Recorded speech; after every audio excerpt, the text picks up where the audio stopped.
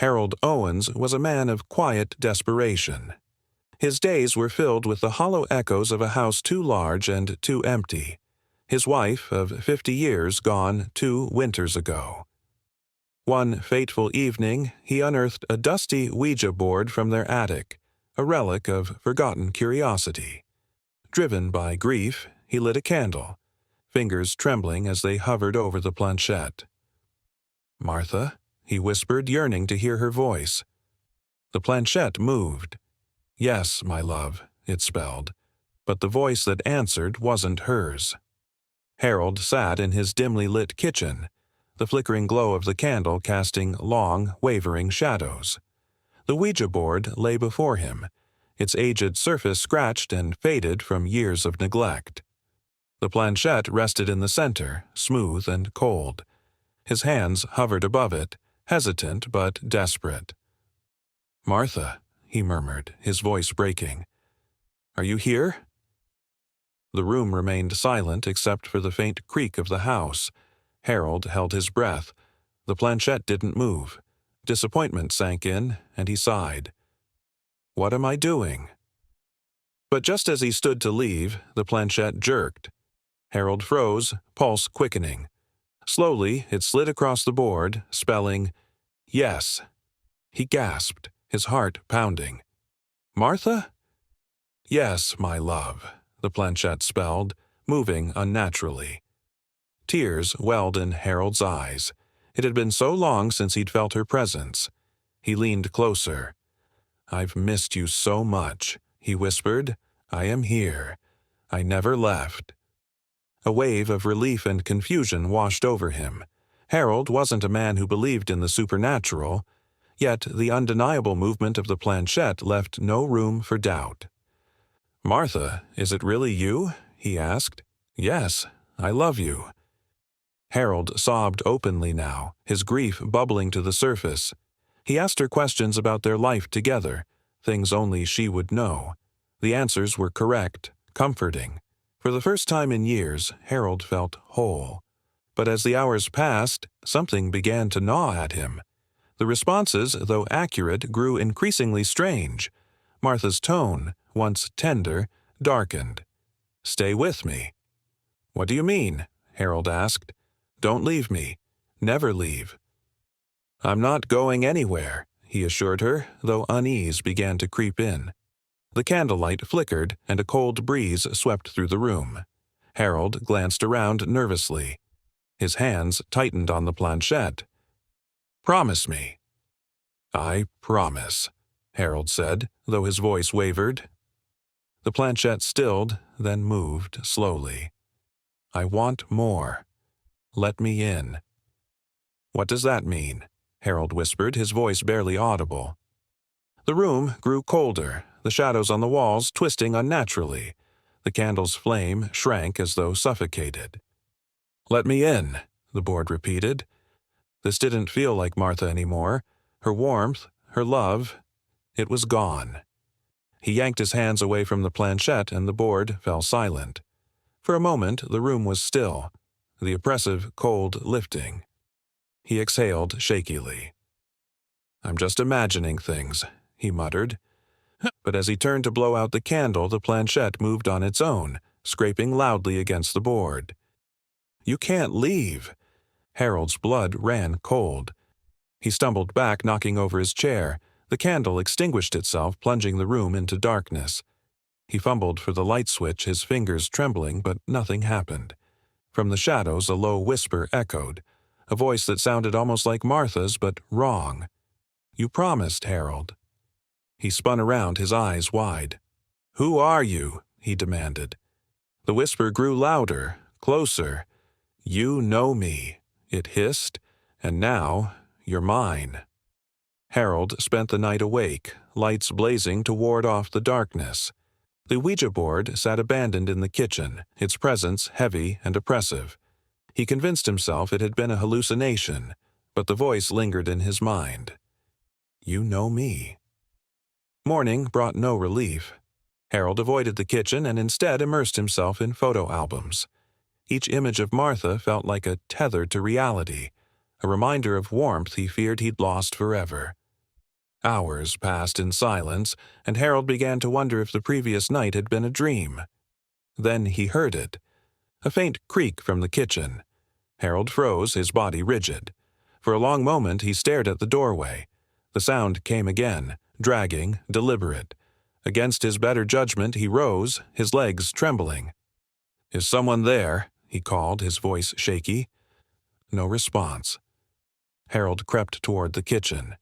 The air grew colder with each step. When he peered around the corner, his breath caught. The Ouija board was no longer on the table.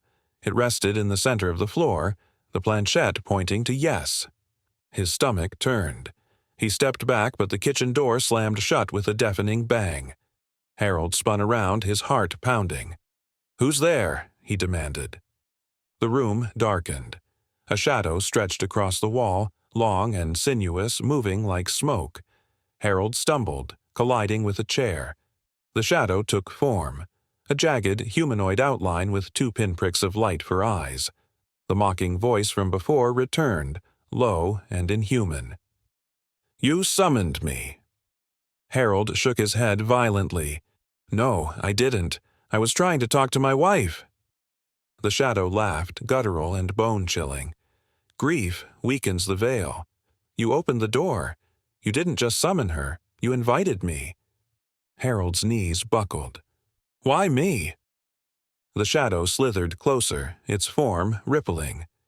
"Because you were willing. You wanted her so badly you didn't care what answered." Harold's mind raced, searching for a way out. The entity sensed his thoughts. "There's no escape," it hissed. "You promised." "I didn't know what I was promising," Harold shouted. The shadow loomed, suffocating him.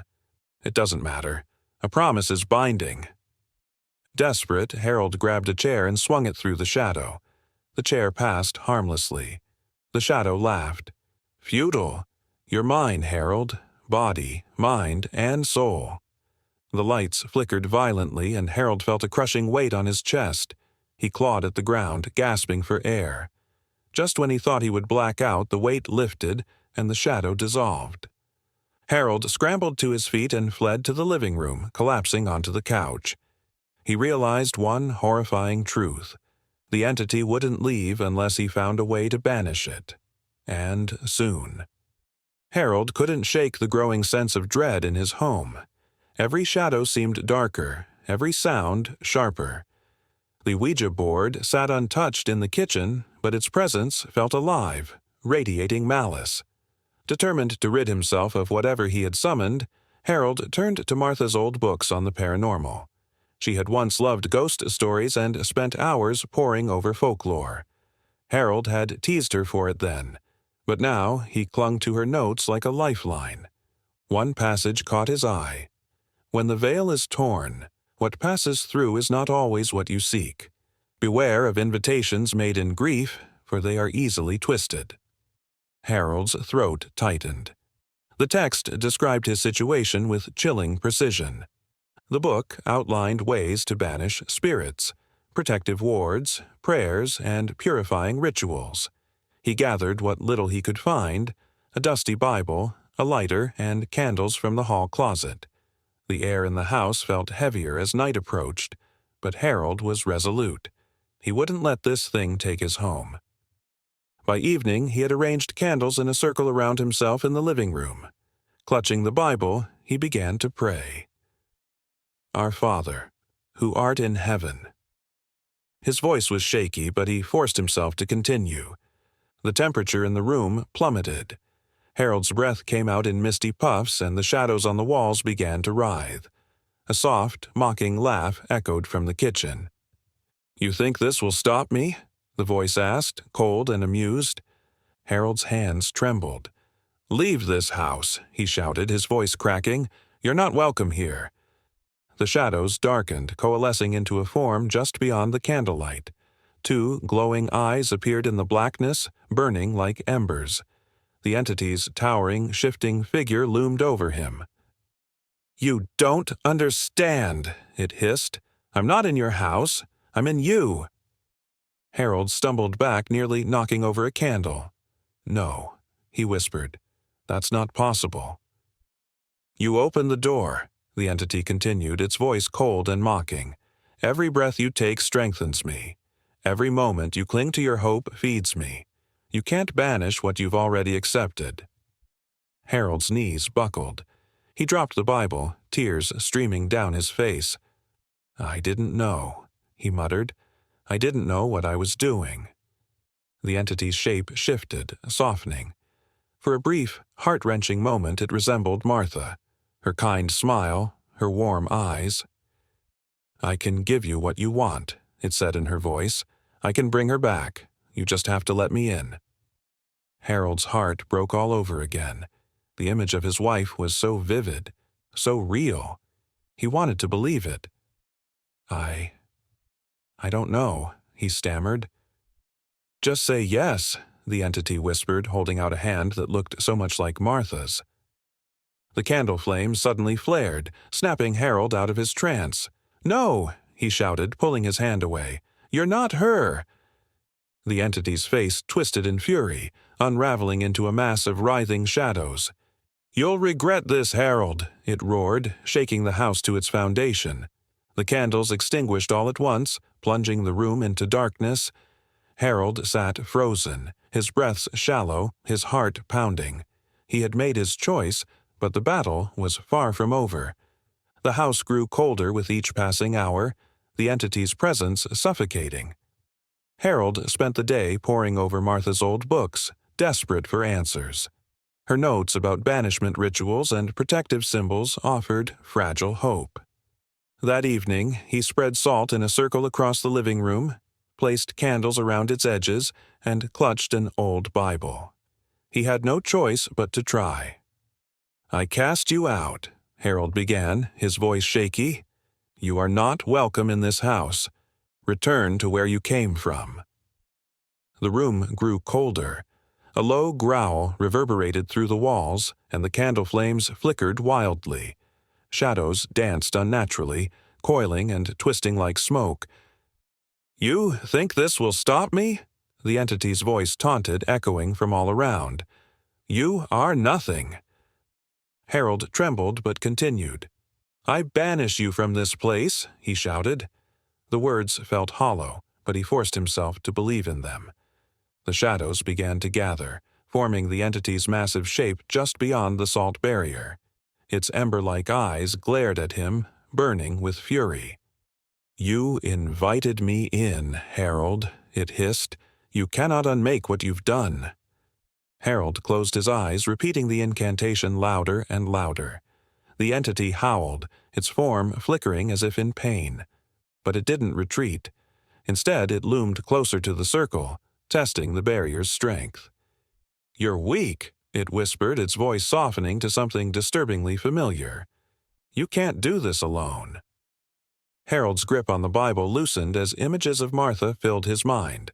Her smile, her laugh, the warmth of her touch. The entity's voice shifted, perfectly mimicking hers. You don't have to fight anymore, Harold. Just let me in, and we can be together again. His heart broke all over again. Martha, he whispered, tears streaming down his face. The candle flames flared violently, snapping him out of the trance. No, he shouted. You're not her. The entity roared in frustration, its form writhing wildly. Harold forced himself to focus, shouting the final lines of the incantation with every ounce of strength he had left. The shadows surged toward him one last time, but the salt circle held firm. The entity screamed, its form collapsing into itself. The glowing eyes faded into nothing, and the room fell silent. Harold collapsed onto the floor, trembling and drenched in sweat. The candles flickered back to life, their warm glow chasing away the cold. For the first time in days, the house felt still. But Harold knew this wasn't over. Not yet. The night after the ritual passed in silence, but Harold couldn't sleep. He lay on the couch, surrounded by remnants of the salt circle and flickering candles. The air felt lighter, but he knew it wasn't over. The memory of the entity's glowing eyes haunted him, a reminder of its lingering presence. Morning sunlight poured through the windows and Harold dared to step into the kitchen. He froze when he saw it. The Ouija board was still there, untouched but ominous. He thought about destroying it, but hesitated. Was it fear or hope that it still held answers? Desperate for clarity, Harold left the house. A brisk walk through the neighborhood cleared his head, though he couldn't shake the feeling of being watched. At the library, he searched for texts on the supernatural. An older librarian noticed his stack of books and approached him. "Something you're researching?" she asked, her voice kind but curious. Harold hesitated before nodding. "I'm dealing with a presence." Her expression grew serious. "If it lingers, it has a tether. You need to sever it." "A tether?" Harold asked, his heart pounding. He thought of the Ouija board. "It could be an object, a memory, or even an emotion," she said. "Destroying it won't be easy. It will fight." Back home, Harold stared at the board, dread pooling in his stomach. "I should have done this sooner," he muttered. He grabbed a hammer and brought it down hard. The wood splintered, but relief was short-lived. The lights flickered and a cold wind rushed through the room. "You think this will stop me?" the entity's voice boomed. Smoke rose from the shattered board, swirling into its familiar, shadowy form. "You can't get rid of me," it hissed. "Not while you still cling to her."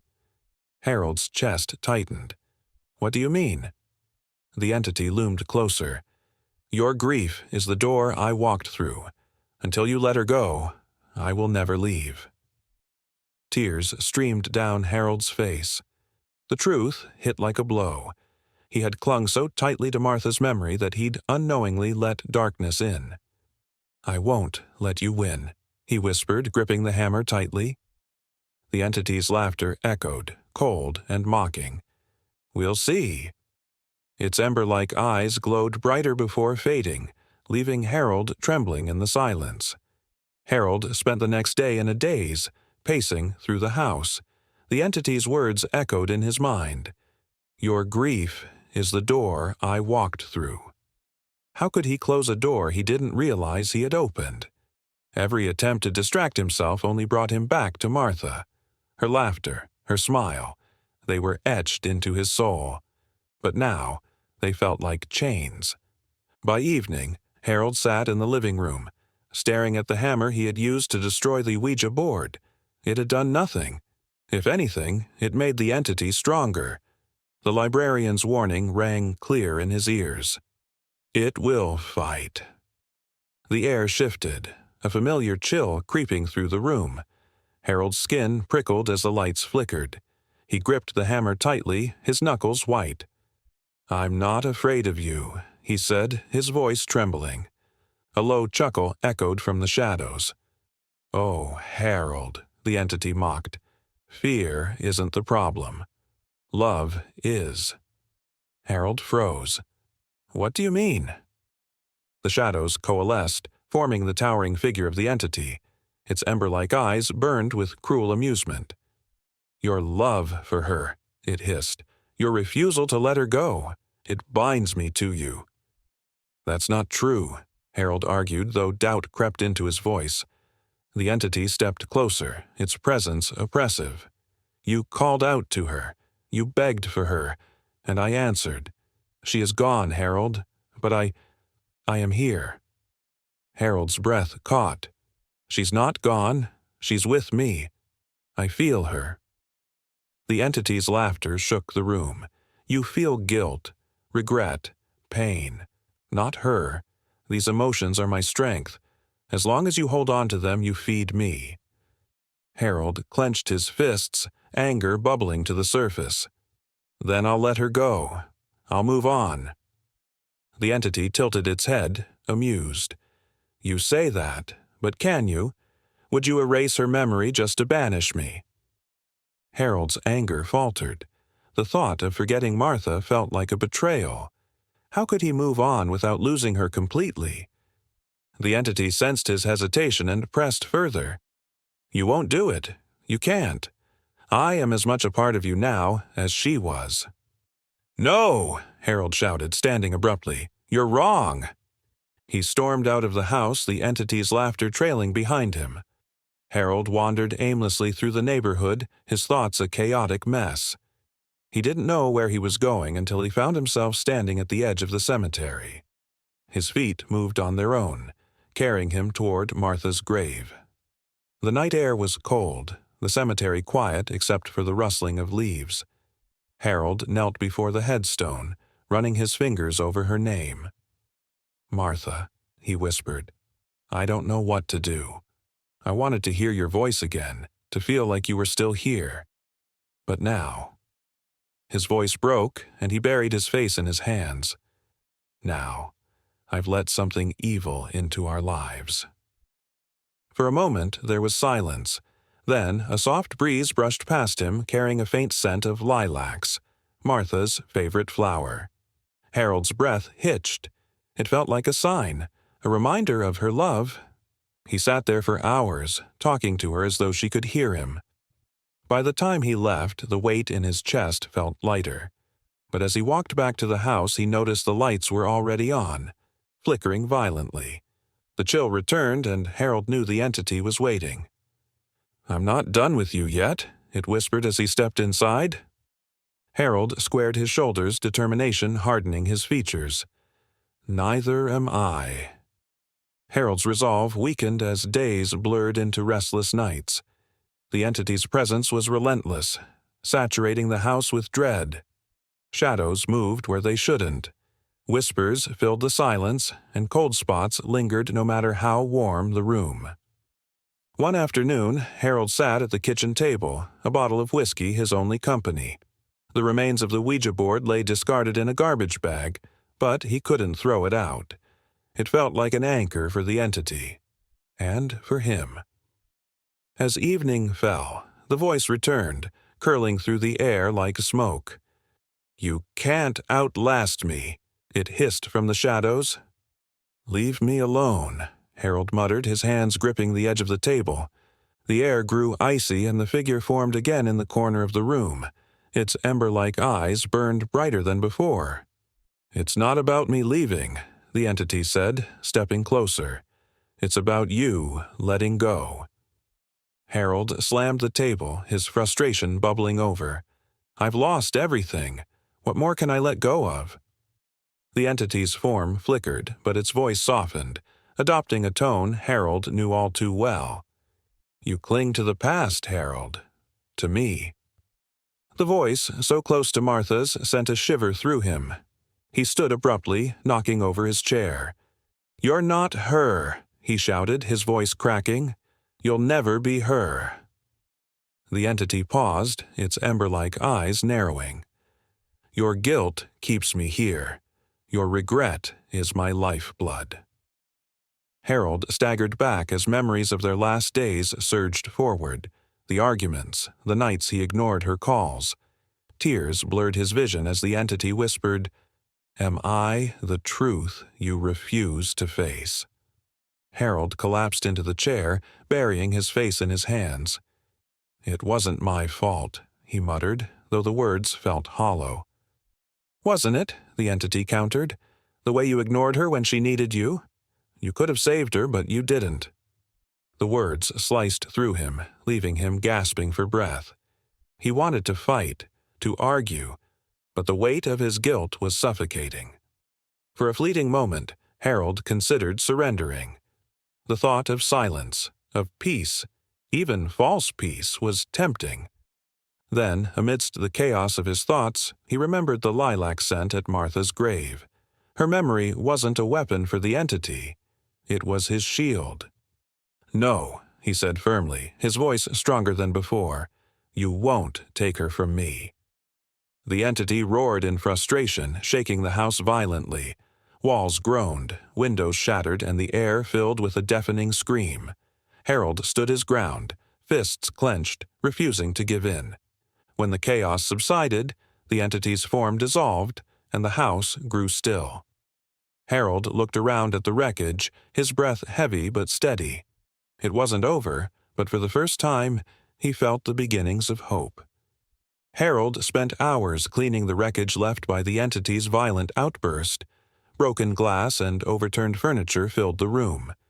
Despite the destruction, Harold felt a strange calm. The fear and guilt were still there, but a sense of purpose emerged. He sat with Martha's journal, reading her notes about balance and sacrifice. One line stood out: "To banish darkness, you must make a sacrifice, a gift freely given." Harold stared at the words, his heart heavy. The entity fed on his grief and guilt, and he realized the only way to sever the connection was to let her go. That night, Harold lit candles and created a protective salt circle. In its center, he placed Martha's wedding ring, her most cherished possession. The small gold band symbolized their life together and the love he struggled to release. Kneeling before the circle, Harold whispered, "Martha, I love you, but I can't keep holding on. It's time to let you go." The air grew icy and the lights flickered. The entity appeared, its ember-like eyes blazing. "What are you doing, Harold?" it snarled. "I'm ending this," Harold said firmly. The entity lunged, but the salt barrier held. It thrashed and screamed, "You can't banish me! I am your pain!" Harold placed his hands over the ring, closing his eyes. "Martha, I set you free. I release my guilt and love. Be at peace." The entity's howls grew louder, shaking the walls. Shadows writhed, but Harold remained focused. A warm light filled the room, blinding and powerful. The entity's form flickered violently, its voice dissolving into the glow. "No!" it roared. "You can't do this!" When the light faded, the room was silent. The oppressive cold had lifted. The wedding ring sat in the circle, glowing faintly. Harold slumped to the floor, tears streaming down his face. He felt a soft touch on his shoulder, the scent of lilacs lingering briefly. The entity was gone, and Martha was truly at peace. Harold knew the scars of grief would remain, but for the first time in years, he felt the possibility of healing. The silence in the house was profound, almost unsettling. For years, Harold had grown accustomed to the noise, the whispers, the taunts, the sounds of a malevolent presence moving through the shadows. Now, the quiet felt foreign. He sat in the living room, staring at Martha's wedding ring resting in the protective circle of salt. It no longer glowed, but its presence brought an odd sense of comfort. Harold knew he had won, but victory felt hollow. The grief remained, a familiar ache in his chest. He picked up the ring, cradling it in his palm. "I hope you're at peace now," he whispered. The faint scent of lilacs seemed to waft through the air, but it disappeared as quickly as it came. The days that followed were a blur. Harold busied himself repairing the damage left by the entity's final outburst. He replaced shattered windows, patched walls, and donated furniture Martha had picked out, a small step toward reclaiming his life. Yet every task was a reminder of her absence. One evening, he ventured into the attic, a place he hadn't dared to explore since Martha's death. Dusty boxes filled with memories greeted him, photo albums, handwritten letters, and knickknacks from their travels. Harold hesitated before opening one of the albums. The photos captured moments of joy, their smiles frozen in time. He lingered on one picture of Martha laughing in a field of wildflowers, her favorite lilacs in hand. For the first time in a long while, Harold smiled. The ache in his chest remained, but it was gentler now, less sharp. He realized he could carry her memory without letting it consume him. As he packed the attic, Harold found a small, forgotten music box. Its brass surface was tarnished, the delicate engravings almost faded. Martha had loved it, often winding it up before bed. He turned the key slowly, and the soft melody filled the air. The sound was bittersweet, a haunting reminder of nights they had spent together. Suddenly, Harold felt the temperature drop. His breath caught, and the melody faltered, the gears grinding to a halt. He placed the music box on the floor and stepped back, his pulse quickening. Not again, he muttered. The room remained still, but the shadows in the corners seemed darker, heavier. Harold waited, his body tense, but nothing emerged. The air warmed again, and the music box resumed its tune, as if nothing had happened. The moment shook him. Though the entity was gone, Harold realized that grief wasn't something to be exorcised like a spirit. It lingered, a shadow that would always be part of him. But shadows, he reminded himself, only existed where there was light. That night, Harold sat by the fireplace, Martha's journal resting in his lap. He flipped to a blank page and picked up a pen. Writing had always been her solace, and perhaps it could be his too. The words came slowly at first, but soon they poured out.